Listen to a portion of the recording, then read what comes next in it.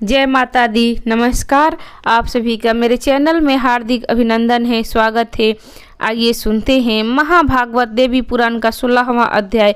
इस अध्याय में भगवती गीता के वर्णन में ब्रह्म विद्या का उपदेश है। आत्मा का स्वरूप अनात्म पदार्थों में आत्म बुद्धि का प्रत्याग, शरीर की नक्षत्रता का प्रतिपादन तथा अनासक्त योग का वर्णन है। हिमालय बोले, माता वह कैसी विद्या है जिससे मुक्ति प्राप्त होती है? महेश्वरी आत्मा क्या है तथा उसका स्वरूप क्या है, यह मुझे बताइए। तब श्री पार्वती जी बोली, तात महात्म्य सुनिए, संसार से मुक्ति दिलाने वाली जो विद्या है उसके स्वरूप का मैं संक्षेप में वर्णन कर रही हूँ। बुद्धि, प्राण, मन, अहंकार और इंद्रियों से अलग शुद्ध और अद्वितीय चित्र स्वरूप आत्मा मैं ही हूँ। ऐसा पूर्णतः निश्चित है कि जिस ज्ञान के द्वारा आत्म स्वरूप का सम्यक अवबोध होता है वही विद्या और उसी विद्या को ध्यान में कहा जाता है। आत्मा निर्विकार, विशुद्ध तथा जन्म मरण आदि से रहित है। वह आत्मा बुद्धि आदि उपाधियों से रहित चिदानंद स्वरूप आनंदमय, परम प्रभाव युक्त, पूर्ण तथा सत्य ज्ञान आदि लक्षणों वाला है। वही एकमात्र अद्वितीय सर्वश्रेष्ठ आत्मा अपने प्रकाश से सभी प्राणियों के सूक्ष्म देहाती को प्रकाशित करते हुए सम्यक रूप से सबके भीतर विराजमान है। गिरिराज, इस प्रकार मैंने आपसे आत्मा के स्वरूप वर्णन कर दिया। मनुष्य को एकाग्रचित होकर इस प्रकार के लक्षण वाले आत्मा का नित्य चिंतन करना चाहिए। देह आदि अनात्म पदार्थों में आत्मा बुद्धि का परित्याग कर देना चाहिए, क्योंकि वैसी बुद्धि राग, द्वेष आदि दोषों का मूल कारण है। राग, द्वेष आदि दोषों से दोष युक्त कर्म ही संभव है। उनसे प्राणी जन्म मरण की प्रक्रिया से निरंतर बंधा रहता है। अतः शरीरादि अनात्म पदार्थों में उस आत्म बुद्धि का परित्याग कर देना चाहिए। हिमालय बोले, शिवे, राग द्वेष आदि से पापात्मक अशुभ अदृश्य पैदा होता है, उसका परित्याग लोग किस प्रकार से करें, इसे आप कृपया करके मुझे बताइए। जो लोग दूसरे मनुष्य का उपकार करते हैं उनके प्रति वह व्यक्ति सहिष्णुता का भाव किस प्रकार रखे और उनके प्रति उस व्यक्ति में किस प्रकार से इष्टनिष्ठ विषय राग द्वेष ना हो। श्री पार्वती जी बोली, अपकार किसका किया गया इस पर शीघ्र विचार करना चाहिए। उस पर विचार करने से द्वेष उत्पन्न ही नहीं होगा। 5 महाभूतों से मिलकर यह देह बना हुआ है, जिससे यह जीव स्वयं भिन्न है। यह शरीर तो अग्नि के द्वारा जला दिया जाता है, यह शिवा, सियार आदि के द्वारा भक्षित कर लिया जाता है, किंतु आत्मा नहीं। जो इस प्रकार का ज्ञान रखता है उसका भला कौन सा अपकार हो सकता है। आपने आप में तथा सच्चिदानंद स्वरूप वाला यह विशुद्ध आत्मा न उत्पन्न होता है, न मरता है, न सुख दुखादि द्वंद्वों से लिप्त होता है और न तो कष्ट ही भोगता है। अतः शरीर के काटे जाने पर भी इस आत्मा को कोई अपकार नहीं होता। गिरिराज, जैसे घर के अंदर अवस्थित आकाश पर घर के जलने का कोई प्रभाव नहीं होता, उसी प्रकार शरीर के अंदर अव्यवस्थित आत्मा पर शरीर का छेदन आदि का कोई प्रभाव नहीं होता।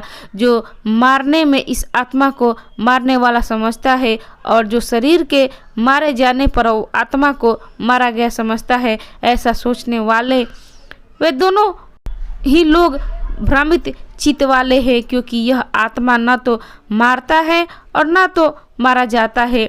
अपने स्वरूप को इस प्रकार जानकर और द्वेष छोड़कर मनुष्य सुखी हो जाए। द्वेष मन के संताप का मूल्य है। द्वेष सांसारिक संबंधों को भंग करने वाला है और द्वेष मोक्ष प्राप्ति में विघ्न उत्पन्न करने वाला है। अतः प्रयत्न पूर्वक उसका परित्याग कर देना चाहिए। तब हिमालय बोले, देवी, यह देह तथा परमात्मा स्वरूप जीव का इस लोक में उपकार नहीं होता और ये दोनों दुख के भागी नहीं होते। जिस दुख का साक्षात अनुभव होता है वह किसे होता है? महेश्वरी, इस शरीर में दुख भोगने वाला दूसरा कौन है? यदि मुझ पर आपकी कृपा है तो आप मुझे इस विषय के यथार्थ रूप में बताइए। श्री पार्वती जी बोली, न तो इस देह को और न तो इस परमात्मा स्वरूप आत्मा को ही दुख होता है। फिर भी यह निर्लेप विशुद्ध आत्मा मेरी माया से मोहित होकर स्वयं मैं सुखी हूँ, मैं दुखी हूँ ऐसा मान लेता है। वह माया अनादि अविद्या स्वरूप नित्य तथा जगत को मोहित करने वाली है। पिताजी, वह आत्मा तत्व उत्पन्न होते ही उस माया से अबाध हो जाता है और उसी से वह राग द्वेष आदि विकारों से व्याप्त होकर संसारी हो जाता है। महात्म्य, यह आत्मा अपने लिंग स्वरूप मन जिसमें वासना निहित रहती है, जो को धारण करके लाचार सा बना हुआ इस संसार में व्यवहार करता है। रत्न वर्ण के पुष्प समीप स्थिर शुद्ध साप्टिक उसके संदिग्ध के कारण उसी के रंग से युक्त लाल प्रतीत होता है, जबकि वास्तव में उसके रंग विद्यमान नहीं होता। बुद्धि इंद्रिय आदि के संदिग्ध के कारण आत्मा की भी वही गति होती है। मन बुद्धि तथा अहंकार जीव के सहयोगी तात अपने कर्मों के अधीन होकर अपने कर्म फल को भोग करते हैं। वे सभी समस्त विषयात्मक सुखों तथा दुखों का भोग करते हैं। आत्मा भोग नहीं करता, क्योंकि वह आत्मा प्रभुता संपन्न विकार रहित तथा निर्मलित है। सृष्टि के समय यह जीव पूर्व जन्म की वासनाओं से युक्त अंतकरण के साथ उत्पन्न होता है और इस प्रकार यह जीव प्रलयापर्यंत सृष्टि में निवास करता है। इसलिए महाराज, विद्वान पुरुष को चाहिए कि ज्ञान विचार के द्वारा इच्छित तथा अनिच्छित पदार्थों की प्राप्ति में मोह का परित्याग कर सुखी हो जाए। देह के मन संताप मूल है और देह संसार का कारण भी है। यह देह कर्म से उत्पन्न होता है और वह कर्म पाप तथा पुण्य भेद से दो प्रकार का होता है। राजेंद्र, उन्हीं पाप पुण्य के अंश के अनुसार जीव को सुख तथा दुख प्राप्त होते हैं। दिन एवं रात की भांति इन सुख और दुख का उल्लंघन नहीं किया जा सकता है।